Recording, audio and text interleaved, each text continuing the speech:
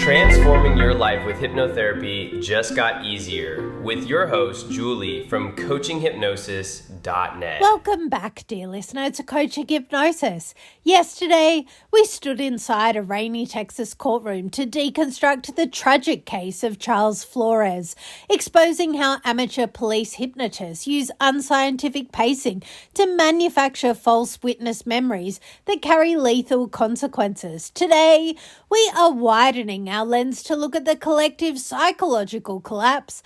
We're analysing an era where the absolute misuse of therapeutic regression didn't just ruin one life, it sparked a multinational wildfire of mass hysteria, tore communities apart, and institutionalized the wholesale manufacture of childhood trauma. Today, we break down the clinical and cultural postmortem of the 1980s Satanic Panic and the infamous McMartin Preschool trial. Now, let's take a brutal, necessary step back into the cultural atmosphere of the 1980s. Society was gripped by an unshakable, hyper-paranoid obsession with hidden underground cults. The mainstream media, talk shows, and religious groups convinced millions of well-meaning parents that a secret, highly organized network of intergenerational Satanists was operating in absolute secrecy out of suburban daycare centers, movie theaters, and churches. Because the allegations were so profoundly horrific involving the alleged abuse of young children, the public completely threw out its collective critical faculty. The legal system didn't want objective empirical evidence. They wanted to validate their own panic. To gather that validation, prosecutors turned to an elite class of social workers and repressive memory therapists who claimed they could use aggressive regression techniques to help toddlers uncover their buried trauma. But let's look past the therapeutic savior complex and be completely real as modern strategic operators. Children's minds are not hardened concrete drives. They are the ultimate canvas of fluid, hypersuggestible imagination. When you trap a terrified 4-year-old in a room with an authoritative adult who uses repetitive, coercive questioning and hypnotic compliance loops, you aren't uncovering hidden history, my friends. You're running a highly toxic real-time code installation. You're forcing the child's brain to manufacture a horrific fantasy just to survive the pressure of the interview. Today, we decode the raw new linguistic mechanics of induced childhood confabulation. To understand how the McMartin Preschool trial became the longest and most expensive trial in American history based on absolute zero physical evidence, you have to look at the interview techniques of a social worker named Key McFarlane and the Children's Institute International. Following a single, highly unstable accusation from a parent suffering from acute schizophrenia, the state essentially rounded up hundreds of preschool children and subjected them to months of highly coercive, psychologically exhausting interrogation sessions. McFarlane and her team didn't run standard neutral interviews. They operated on a rigid confirmation bias. They knew the cult existed, so their execution was entirely focused on forcing the children to agree with their preconceived script. If a child initially said, "No, my teachers never hurt me, they just taught us finger painting," the interviewers didn't accept the data. They used intense psychological pressure loops. They used social isolation, shaming, and repetitive compliance pacing. They told the children that their friends had already confessed. They told them that they would be bad kids if they didn't speak up, and showered them with sugary treats, applause, and validation the second the child muttered a negative word. This created a devastating 3-stage psychological distortion loop. Phase 1. The authority compliance trap. Subject a young, eager-to-please child to high-pressure, repetitive interrogation, systematically punishing neutral answers and rewarding negative compliance. Phase 2. Hypnotic coercion and fantasy inducement.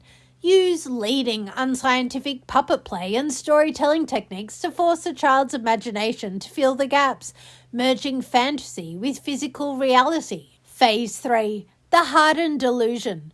The false ledger. The child entirely internalizes the induced nightmare, building an unassailable false memory that destroys innocent reputations while leaving deep trauma wounds. The interviewers used hand puppets, atomically explicit dolls, and highly suggestive leading questions like, did you fly in an aeroplane to the ritual room, or did they sacrifice a horse in the classroom? Under the crushing weight of this continuous hypnotic coercion, the children's fragile default mode networks completely fractured. To satisfy the powerful, demanding adult in front of them, the kids did exactly what the human brain is wired to do under intense suggestibility. They entered an acute state of waking trance and allowed their vivid imaginations to completely override their memories. Let's look at the absolute sarcastic and deeply disturbing absurdity of what the legal and therapeutic systems willingly accepted as gospel truth. Because of these induced trance loops, children began testifying in federal court that their preschool teachers could literally fly through the air, become invisible, and morph into farm animals. They claimed they were taken through a secret network of massive underground tunnels beneath the Manhattan Beach Daycare Center. Tunnels that geologists and construction crews explicitly proved didn't exist when they literally dug up the entire property and found nothing but solid, undisturbed earth. The system was so deeply locked in its own confirmation bias trance that instead of looking at the kid and saying his teacher flew like Superman and thinking, yep, this child has been heavily manipulated by an unscientific social worker, the prosecutor said, look at the raw emotional trauma of this testimony. Let's keep these innocent educators in prison for 7 years without bail. It was a complete collapse of institutional reason. The therapists have managed to cleanly install an entire interactive horror movie into the subconscious minds of hundreds of children, destroying the lives of innocent owners like Peggy McMartin Buckley, while permanently traumatizing an entire generation of kids with manufactured nightmares. As professional strategists and modern clinical hypnotists, we must strip away the moral panic theatre to analyse the exact neurological and cognitive levers that made the Satanic Panic interviews so deeply destructive. They serve as history's most visceral warning of what happens when an authoritative operator manipulates a suggestible subject without absolute scientific neutrality. The absence of a mature source monitor. Young children naturally possess a highly fluid barrier between fantasy dreams and real-world experiences. Their brains haven't fully developed into a robust source monitoring framework. The cognitive script that flags whether an image came from a cartoon they watched, a dream they had, or an actual physical event. When a therapist repeatedly prompts a child to imagine an event, the brain quickly deletes the imagined tag and hard codes it as physical memory. The coercive compliance loop. Human beings are evolutionarily wired to defer to authority, and children carry this trait to an absolute extreme. When an interviewer uses aggressive praise and blame conditioning, the child experiences a massive spike in cortisol and stress. To stop the psychological discomfort, the subconscious mind willingly yields its critical faculty, accepting whatever narrative the adult is offering just to achieve safety. The contamination of the narrative ledger. Once a false memory is installed through hypnotic suggestibility and rehearsed dozens of times for trials, it becomes completely indistinguishable from actual reality within the subject's brain. If you run a functional brain scan on someone recalling induced false memory, the neural pathways fire with the exact same metabolic intensity as a real event. The data has been permanently contaminated. The McMartin Preschool trial ended in 1990 with absolutely zero convictions, standing today as a monument of institutional shame and a masterclass in judicial incompetence. The scientific community, led by pioneering cognitive psychologists like Dr. Elizabeth Loftus used the wreckage of the Satanic panic to establish strict, modern federal guidelines for interviewing minors, explicitly banning leading questions, repetitive coercion, or unscientific regression techniques. It proved beyond a shadow of a doubt that the subconscious mind is so incredibly malleable that if an operator approaches it with a sword instead of a scalpel, they won't find the truth, they will construct a monster.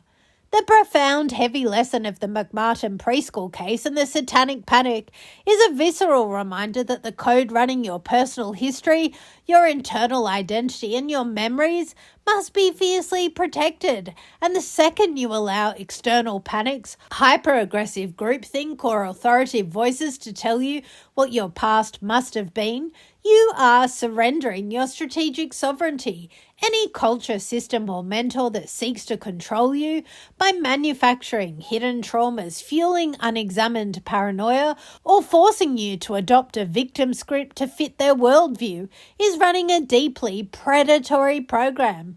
An authentic guide will always anchor you in present clarity, honor your objective reality, and make you the absolute ruler of your own mind.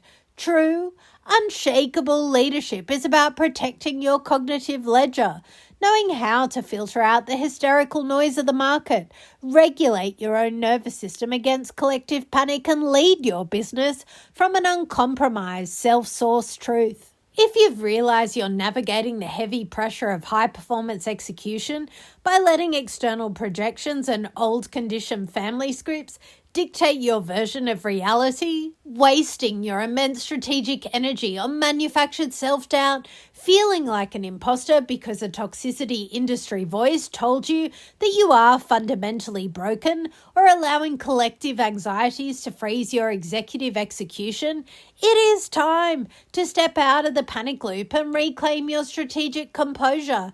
If you're ready to clear that cognitive pollution, ground your identity in undeniable present self-trust, and lead your business with a completely unburdened sovereign mind, I invite you to book your free 40-minute clarity call. Together, we'll dismantle the external conditioning, stabilize your nervous system against the noise, and install a powerful, unshakable subconscious identity focused entirely on your true present sovereign power.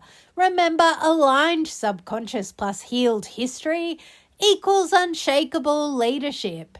Thank you for listening. Align your mind, visualize your future, grow your business. Mindfully yours, Julie.